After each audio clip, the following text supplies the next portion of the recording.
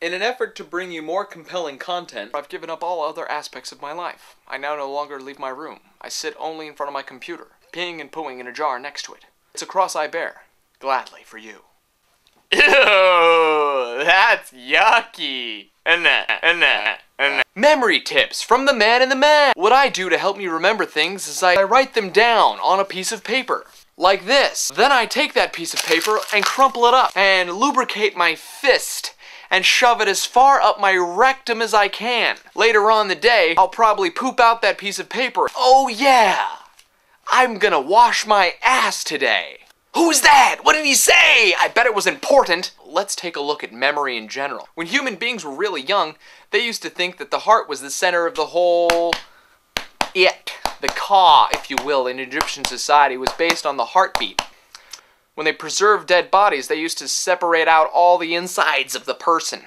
They used to put them in these little canopic jars. And everything was put in these little canopic jars except for the brain, which was just considered filler for the head. Even nowadays, we still have Egyptian colloquialisms. For example, when someone says, "Oh, I learned your phone number by heart," that's a throwback to the Egyptians. Where does this memory come from? First studies of memory started to come from philosophy,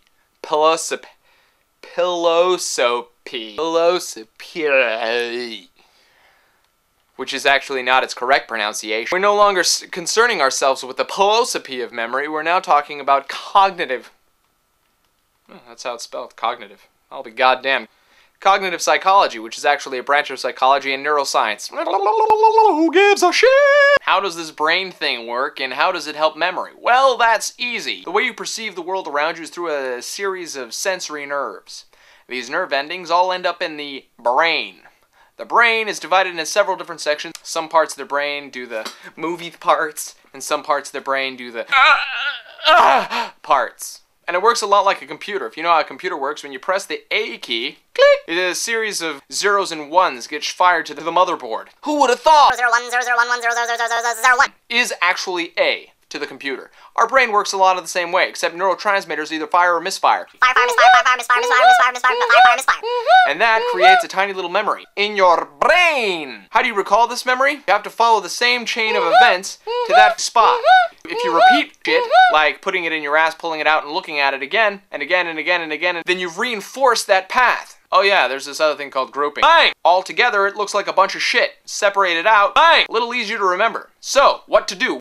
Start by condensing shit into simple, edible, chewable pieces. And then reinforce. Or you could listen to the man in the mask. He's got a lot of great ideas. It also works with car keys. Say you misplace your car keys on a regular basis. Just shove them in your ass. When you sit down in the car, you'll be like, what is that? Hemorrhoids back again? No, it's my car key. It doesn't work so good if you continually misplace your bowling ball, though.